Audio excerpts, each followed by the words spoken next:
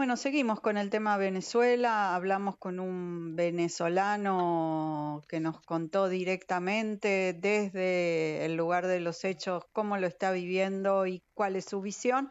Veamos qué opina un analista internacional respecto de lo que está ocurriendo y cómo todo esto se interrelaciona a nivel global. El conflicto de Venezuela de alguna manera guarda relación directa con otros conflictos en el resto del mundo. Está con nosotros Ilan Busni, que es analista internacional. ¿Qué tal, Ilan? Buenas noches, un gusto saludarte, bienvenido al programa. ¿Cómo estás?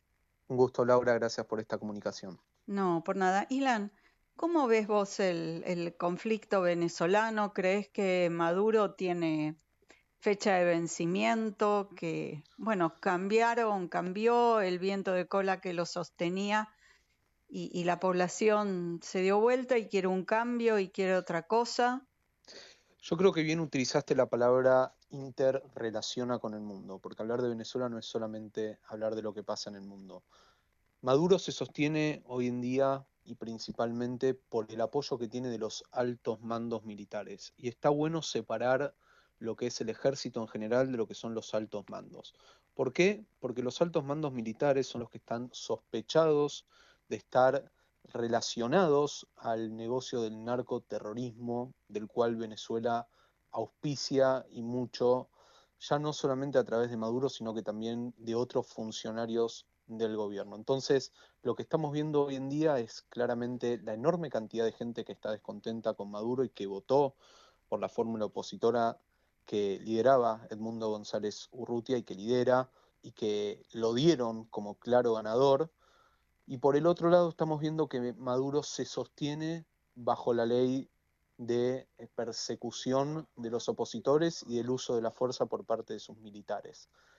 Obviamente, apoyo que cuenta con el aval de Rusia, con el aval de China, con el aval de Irán y de otros países en Latinoamérica que dependen y mucho del petróleo venezolano. Ujú. Ilan, en tal sentido, si el ejército no se rebela contra esta situación, si no le quita el apoyo a Maduro, esta es una situación que podría durar bastante. No solamente durar bastante, sino que también lamentablemente vamos a ver muchas muertes. Llevamos por lo menos hasta ahora contadas 13 muertes de manera oficial, con varios cientos detenidos en las protestas que se vienen viendo, sobre todo en Caracas, desde el domingo mismo en el que se desconoce el resultado electoral. Y si nos ponemos a pensar, Laura, de que ya se intentó por vía diplomática en elecciones anteriores ejercer presión sobre el gobierno del tirano, de Nicolás Maduro, y que no dio resultado, estamos viendo nuevamente un fracaso en las alternativas que no incluyen lamentablemente una presión, no sé si llamarlo armamentística, pero por lo menos una presión que venga de los mandos militares. No alcanza solamente con que la gente salga a las calles, proteste, tire abajo, como se vio en imágenes parecidas a lo que era la Irak de Saddam Hussein, tirar abajo las estatuas de Hugo Sí, Chávez. Entonces, si no hay apoyo militar, esto para no, las protestas sociales, no veo que el fin esté a la vuelta de la esquina, como decimos aquí en Argentina. ujú. En esta misma situación está inmersa la Embajada Argentina, donde los diplomáticos argentinos tienen que abandonar. Le dieron un plazo de 3 días para salir del país que se cumple mañana, pero a su vez hay 6 venezolanos refugiados desde marzo. Estados Unidos está reclamando que se les dé salvoconducto. Argentina no quiere abandonar la sede sin encontrarle un destino a los refugiados. Es una situación muy compleja. Es una situación no solamente compleja, sino que habla a las claras de cuál es la democracia, entre muchas comillas, de la que se hace a la vid el régimen venezolano, ¿no? Porque mientras que acá en Argentina la embajadora de Venezuela hacía responsable por la seguridad de la embajada al gobierno nacional argentino, vemos que en Venezuela la embajada de Argentina no solamente que está rodeada y asediada por la policía que responde al gobierno de Maduro, sino que también cuenta con el servicio eléctrico interrumpido, con lo cual dificulta el día a día dentro de la embajada y no alcanzan los pedidos de salvoconducto. Y como bien remarcabas vos, Laura, resulta que no hay solamente funcionarios diplomáticos argentinos, sino que hay opositores que están siendo perseguidos, como lo es el líder de campaña de María Corina Machado, que se encuentra en la embajada refugiado, porque si no es ahí, claramente estaría preso en o una desaparecido. exactamente en la prisión del Helicoide, donde se sabe que se tortura a los opositores y de hecho hay que decir que hay mucha gente cuyo paradero todavía no se conoce dónde está, y está siendo torturada y desaparecida en la democracia, de nuevo con muchas comillas, de Venezuela. Ujú. O sea que es esencial o es la solución de este conflicto solo depende del posicionamiento de las Fuerzas Armadas. No solamente de eso, principalmente de ese posicionamiento de las Ujú, Fuerzas Armadas, y por el otro lado, yo creo que también una de las llaves a este conflicto está en uno de los mayores países de América Latina, como lo es Brasil, ajá, que tuvo donde una posición bastante tibia. ambivalente, te diría, porque por un lado Celso Amorín, que es quien asesora a Lula da Silva, el presidente de Brasil, en los temas relacionados a política exterior, se había expresado que lo que pasaba en Venezuela no estaba del todo claro y al día siguiente Lula da Silva dice que lo que sucedió en Venezuela es completamente normal. O sea, que un presidente se autoproclame como tal, sin la presentación de las actas, porque estamos hablando de cosas básicas, ¿no? Presentar las actas de cómo fue el resultado en cada mesa, que es lo que te dice, cuántos votos sacaste. Si vos no presentás eso, te podés autoproclamar Sí, y sí, sí, sos rey del considerado un mundo también. demócrata. Sí, podés Es ser un rey poco del mundo. exactamente, Autoproclamate lo que quieras, autopercibite como quieras. exactamente, y por eso me parece que también cabe muy bien la frase, como decimos acá en Argentina, de dime con quién andas y te diré quién eres. Si Ujú. vemos que esta pantomima electoral fue respetada o avalada por Rusia, China, Irán, Cuba, Nicaragua, son países donde el Bolivia. sello, Bolivia también, donde el sello, digamos, democrático no suele resaltarse, podemos observar que hay un patrón en común. Las autocracias se apoyan entre sí, mientras que las democracias están claramente en riesgo y están perdiendo lugar o territorio en el mundo. ¿Qué cambiaría en esta geopolítica si Trump fuera electo próximo presidente de los Estados Unidos? Yo creo que podríamos hacer un capítulo entero hablando de qué es lo que puede llegar a cambiar, sobre todo porque Donald Trump se manejó de una manera, como decimos, otorgando premios y castigos. Es verdad que el mundo no presentó guerras mientras que él estaba en su mandato, porque se mantuvo, como decimos en el mundo de las relaciones internacionales, con ese rol de gendarme a nivel mundial, mientras que Donald Trump supo castigar severamente a Venezuela, se supo que el gobierno de Joe Biden había negociado temas petroleros que se necesitaban en Estados Unidos con Venezuela, o incluso también se había evaluado levantar el embargo que tiene Irán con el tema petrolero también por las necesidades que hay en Estados Unidos en base a la guerra que está habiendo de Rusia con Y Ucrania. Ucrania. Y también vemos la desestabilidad del Medio Oriente. Con Donald Trump se firmaron los acuerdos, los famosos acuerdos de Abraham, estos acuerdos que traían paz entre el mundo árabe sunita que se enfrentaba a Irán. Con Israel le hace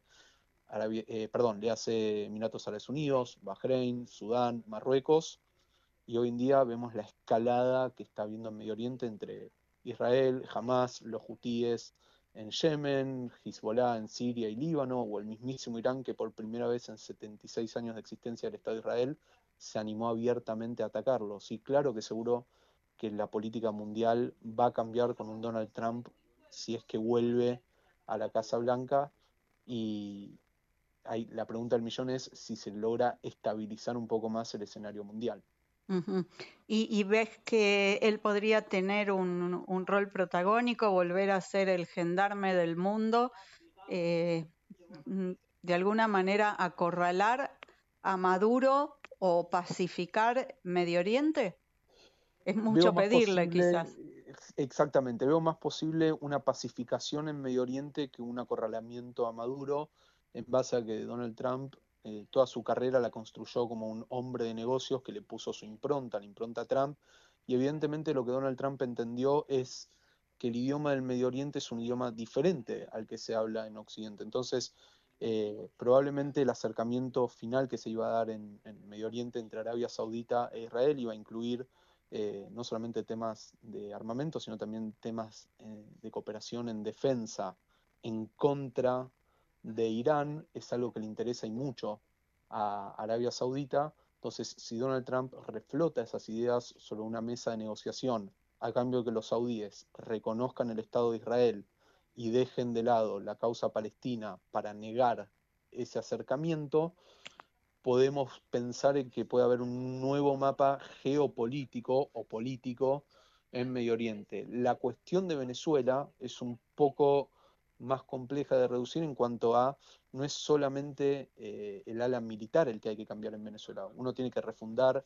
en Venezuela a la justicia, van a tener que reformar al poder legislativo, al poder ejecutivo desde ya, y volver a conciliar a la gente fragmentada claramente, como conocemos acá en Argentina, por esa grieta de apoyo o no a Nicolás Maduro. Pero no nos olvidemos que Venezuela tiene las reservas de petróleo más grandes, no solamente en América Latina, sino que es una de las más grandes a nivel mundial, y que es un factor que juega y mucho a la hora de llevar adelante decisiones, también por un tema económico. Bien, y en ese contexto, ¿vos crees que Brasil puede tener una posición más pro cambio en Venezuela, que de alguna manera les serviría para salvarse de la ola inmigratoria que se prevé si el resultado queda con Maduro a cargo del Poder Ejecutivo, ¿no? Porque hay mucha gente que va a irse hacia Brasil, hacia Colombia, incluso hasta Argentina también, ¿no? Diste en la tecla. Casi un 20% de la población venezolana está en el exilio. O sea, estamos hablando de unos 8 millones aproximadamente de venezolanos que se exiliaron en estos 25 años de chavismo. Y para Brasil es un gran desafío porque el norte de Brasil limita con Venezuela. eh, y justamente si hay algo que se hablaba previo a las elecciones era ver cuál era la posición que iba a tener Lula da Silva por la cantidad de inmigrantes que está teniendo Brasil en el norte, producto justamente de que la situación en Venezuela se vuelve invivible. No solamente sueldos bajos, jubilaciones miserables por debajo de los $100. Eh, Estamos hablando de que Lula da Silva se estaría pegando, por así decir, como Un decimos tiro en en la los jerga, pies. exactamente, un tiro en los Totalmente. pies, porque es un aliado ideológico, Maduro con Lula da Silva, pero al mismo tiempo le está trayendo muchos inconvenientes, y lo mismo sucedió en Colombia. Y si vemos posiciones quizás como las de Chile, que en muchos aspectos ideológicos con el gobierno de Boric uno puede discernir, pero en esto fue tajante. No hay elecciones libres, no hay elecciones democráticas, por lo tanto el resultado no se puede convalidar. Eso que parece tan fácil, muchas veces la izquierda latinoamericana Le es cuesta como entenderla. exactamente, mira para otros lados y observemos lo siguiente, Laura, no solamente que cuando Hugo Chávez era presidente de Venezuela se le abrió las puertas a Irán en la región, sino que también Lula da Silva abrió las puertas de Brasil a Irán. Y eso se mantuvo también como una política constante a lo largo del tiempo. Entonces están ligados en muchos aspectos Venezuela y Brasil. Y bueno, las elecciones resultan, por lo menos por ahora en las declaraciones de Lula da Silva, como un tema del cual prefiere hablar poco, ser escueto y cuanto menos se siente incómodo, pero brinda un cierto apoyo, por lo menos ideológico, a lo que está haciendo Maduro en Venezuela. Bueno, lo que está claro para ir cerrando es que el panorama es muy incierto, pueden ocurrir novedades en cualquier momento para un lado o para el otro, como match point, ¿no? La pelota está ahí y no se sabe para qué lado va a caer y probablemente esto sea un proceso extenso, como venimos hablando, y de final incierto, por lo menos por ahora. Muchas gracias, Ilan Busni, por haber estado con nosotros. La verdad, un placer hablar contigo. Un placer, nos estamos reencontrando prontamente. Chao, hasta la próxima. Adiós.